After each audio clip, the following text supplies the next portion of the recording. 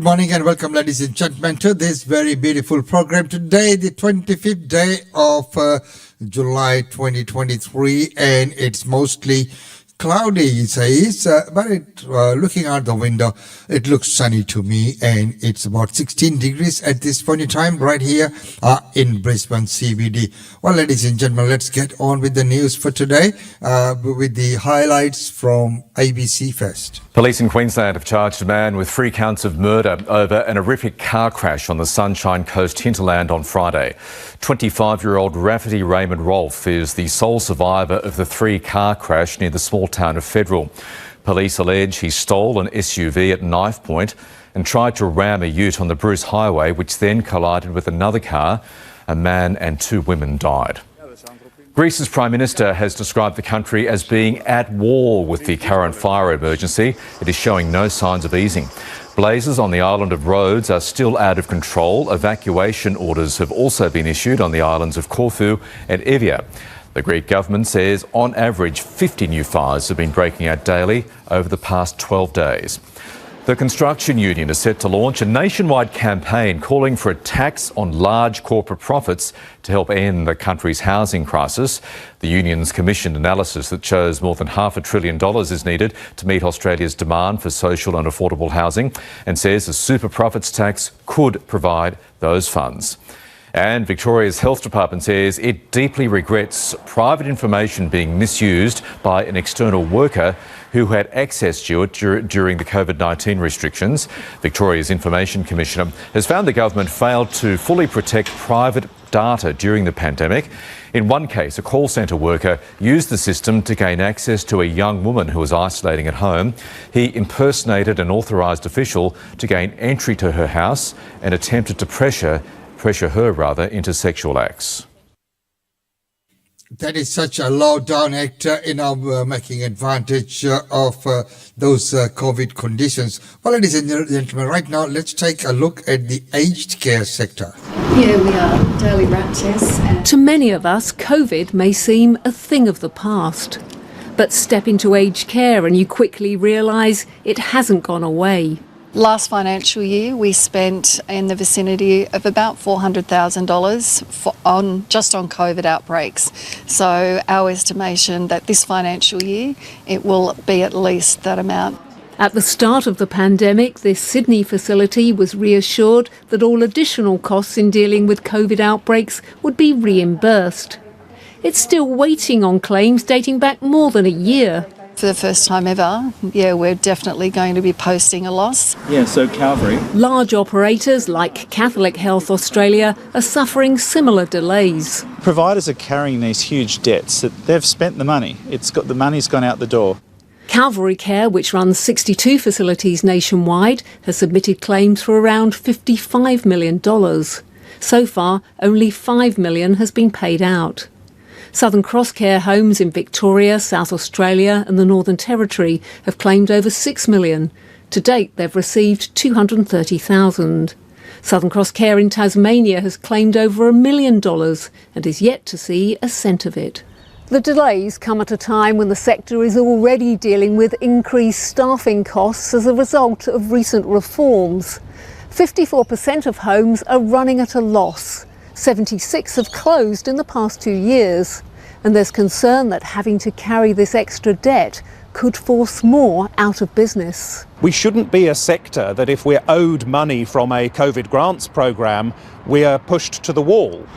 The government says that extra staff are being brought on to speed up processing and that priority is being given to providers known to be in significant financial distress. Ursula Malone, ABC News. So there you are, the grants in waiting for that very, very essential service that's been provided, health sector. I think that should always be looked at as a priority needs for this country. Now, of course, the next news will go to the referendum which is coming up. But today, in this day and age, AI and bots are interfering with that referendum process. Over the past few months, we've noticed a coordinated, inauthentic network using popular Australian hashtags like Ozpoll or the Q&A hashtag to actually try and interfere in the Australian political debate. We see inauthentic accounts, take real tweets that are being posted by legitimate Australians and either retweeting them to try and amplify, negative criticisms about the Voice, as well as tweets which are sort of supportive of the Voice at the same time. Now, we believe that these accounts aren't actually real users, but they are possibly linked to the Chinese government. We make this assessment because back in 2019, Twitter and Meta, some of the sort of US-based social media platforms, actually publicly released data sets that they attributed to the Chinese government at the time. And based on behaviour indicators that we've identified in those previous data sets, we've been able to make inferences about new campaigns and new networks, such as the one that's recently interfering in Australian politics. So we understand the saying divide and conquer. So we can understand here the division that this creates online and then in society. But if the CCP is behind this, what's the purpose and does it pay off? Sure. So there are multiple purposes that could be at play here. One, definitely trying to divide Australians. Trying to use, contentious topics like the Voice, like Australian foreign policy or domestic sort of policy decision making, to try and make it harder actually for the Australian government to make certain policy decisions. Mm-hmm. At the same time, they're also trying to create distrust of Australian politicians and the public institutions. And that way, Australians are more sort of, critical of the Australian government or might not trust information that the Australian government may post in the future. And we're seeing similarities here with what we saw, on a huge level for the 2016 US election, for example. Yeah, that's right. So I think here it's important to understand that what these accounts are doing is not just spreading disinformation, but they're actually mixing these narratives with truths and half-truths and false information sometimes as well. And what they're trying to do in this case here really is just try and create more division online, as well as create more distrust online, so people are more confused about what to believe online. And so the Voice is just the vehicle here. This is the opportunity in Australia right now. That's correct, yeah. Now, ASPI is also among the targets of these bots. Also, you mentioned the big four banks being among there. How are you targeted? And again, what's the point in that case? Sure. So over the past few months, we've noticed between 70 to over 100 new accounts which are pretending to be ASPI online. And the way they're doing this is that firstly, they will create an account and use our logo. Then they will start posting content that the ASPI official account is actually posting before then spreading misleading sort of posts about our research or our organisation. We see similar sort of tactics being used to target other sort of non-government organisations like Safeguard Defenders, as well as Australian artists like Beidou Tal. Mm-hmm. Now, you've published this research. Have you had any reaction from the Australian government, from the tech companies, for example, or even the Chinese government? As of yet, I think it's still early days to see what the reaction will be. I think it's a particularly timely report because both there is a sort of report about foreign interference through social media, which the Senate is currently sort of pursuing. But at the same time, the Australian Communications Media Authority has released draft legislation around how to regulate social media platforms. And I think it's really important that we have this conversation now about how do we get social media platforms to disclose these state-backed influence operations, and sort of have the government and the public have a say in how they can kind of identify these campaigns in the future. Ultimately, so there you are. What's now interfering with the process, influencing people on how to vote or more importantly, who to vote for or which way to go. My God, see, with the AI, everything these days is possible. It is quite scary out there. Doctors, they look after everyone's health. What about their own health? This was a brilliant initiative thought up by our Doctors in Training group, really to remind each other, but also their senior colleagues and the system in general, that a healthy doctor is a good doctor, and that to best care for our patients, we need to also remember to take that minute, get ourselves a GP, and make sure that we're looking after our own health by having a regular GP and a care team, and not fall foul of trying to self-manage or put ourselves on the bottom of the list and look after everyone else before our own health. Yeah, are you speaking from personal experience? Are you guilty of it as well, Danielle? Look, I'm proud to say that I do have a GP, and despite moving locations a few times over the past few years, have always managed to look up and find a new GP and make that part of my self-care routine. And we're really just encouraging all doctors to make that a priority, and for the system to remember that doctors do need that time to go and see a doctor and take care of their own health as well as that of their patients. So there you are. The doctors need GPs as well, same as where do the barbers go to get their hair done? Well, unless you are like me, you don't need to go to anyone. So it is a good reminder there that even as the report started off saying, but a healthy doctor is a good doctor. So I agree with that. Now, of course, in today's day and age, we are looking at public facilities in many places. And there's been calls for more and better public facilities at Port Adelaide. Shane Hyhorek and his service dog Whitney are no strangers to the port. Like many who visit or work in the heritage waterfront precinct, he's found it to be lacking in one very key area. There's only 2 public bathrooms in all of Port Adelaide, one right here, another one 1 kilometre away. The port is getting busier, more and more people are coming here, but the facilities and the bathrooms are not growing and improving. The only operational public bathroom in the main business district is hidden behind the Visitor Information Centre, and it's locked after hours. Lucky for me, I can wheel back to my building, which is still about a 600 metre push, so it's still quite a far distance. So yeah, people just need bathrooms in this local area. He started a campaign to get more toilets in the port, including modern, accessible facilities. Let's work towards better bathrooms and PAEs so everyone has a place to pee. I think it's... Yes, and I would agree with that. Often in many places, even though our facilities are good and they're more, but I think there needs to be more. And this is one area nature's called, so we really need to provide for that. And there's no way in today's day and age that we can't at least provide for that. Right now, let's go to Northern Territory, where the crash compensation scheme is under fire. Alison Dodge doesn't need the scar on her neck to remind her of the life-changing car crash she survived in 2017. She lives with the consequences every day. I'm not the same person I was before the accident. I was very happy-go-lucky and outgoing. As a result of the car accident, I've sort of become a little bit of a recluse, I suppose you say. She'd been driving along Darwin's Stewart Highway in early 2017 when she says she drove over concrete bollards to avoid a merging car. It left her with injuries including spinal damage and post-traumatic stress disorder. The NT's Motor Accidents Compensation Scheme pays people injured in a vehicle registered in the Territory, no matter who's at fault. But it was more than 12 months before the Commission agreed to pay for the surgery Ms Dodge was recommended, raising questions for her about how quickly it deals with claims. I think I would have had a bit more of a chance at returning to work and having some sort of normal life back if I had had the surgery sooner, definitely.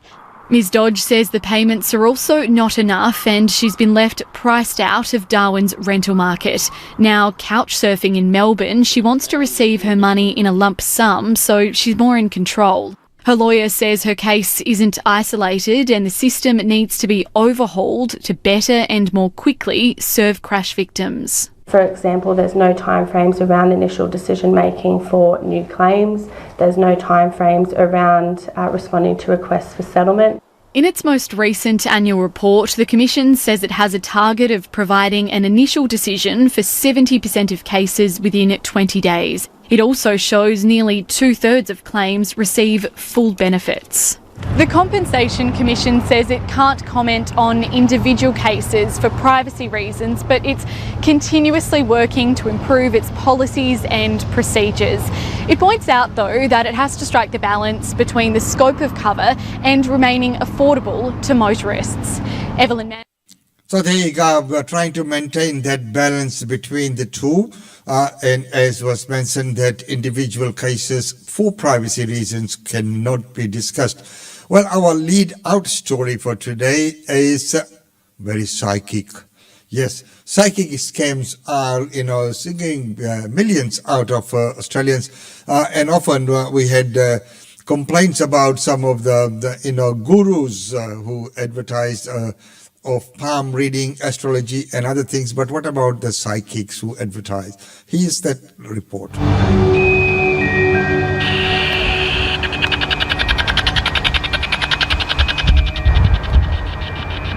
Okay, good, we're ready. If there's a spirit that wants to speak, just say hello. Hello. I am from Australia, but I have Irish in me as well. Is there anything else you want to say? I like your stone, by the way. You're very talkative, John. Is there advice you want to give us? You're good. The Spirit Box is a radio and it has AM and FM frequencies in it. And I'm able to scan with the radio and messages come through. Are you with us, Charles?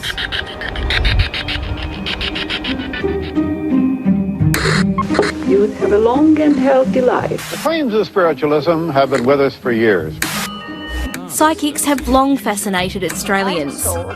Hello, I'm Moira. Could it be that Brad Pitt is getting a taste for political life? Stacey calls herself a corporate witch. What was that like, confronting your boss and saying, guess what, I'm a witch? It was really difficult. We call it coming out of the broom closet. Social media means their services are now at our fingertips. I'm back at the cemetery again. We're filming some more content today and I can't wait to show you on TikTok.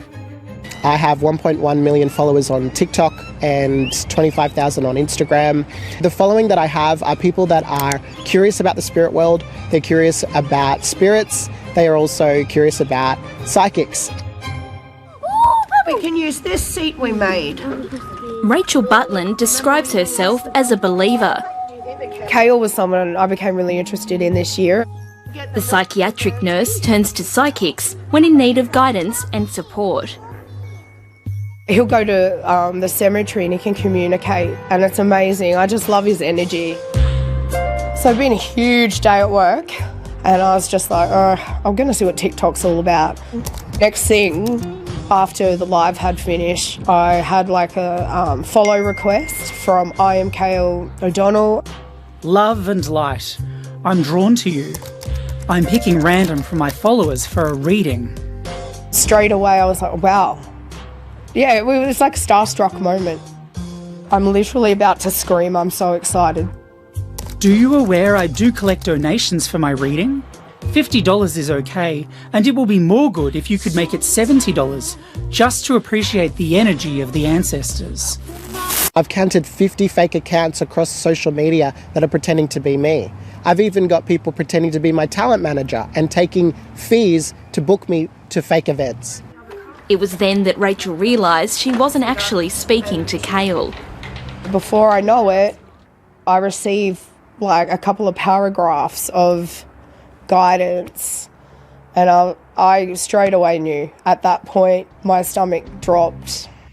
You are destined. So there you are. If it sounds too good to be true, it usually is too good to be true. Don't fall for the scams. There's so many scams going on at this point in time. They make it sound so real, fake accounts and all this kind of things. So caveat emptor means buyers beware. Always beware before you click or fall for any of these things. And there's so much happening online these days that people are very easily scammed, and people fall prey for this kind of schemes and instances. Well, ladies and gentlemen, right now it's time to say goodbye from this segment. But before we do that, let's take a look at some of the functions and events taking place.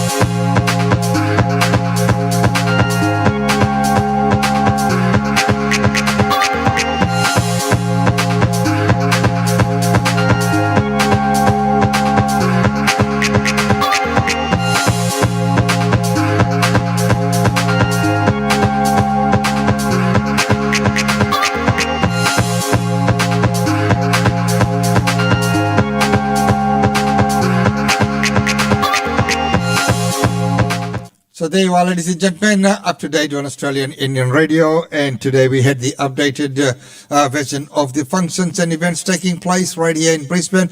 If you have a function or event that you'd like to promote it, please do contact us. We'd be more than happy to, be your media partner or supporters on that. Of course, terms and conditions do apply. Well, until tomorrow, it's goodbye from us. It's been wonderful having your company today.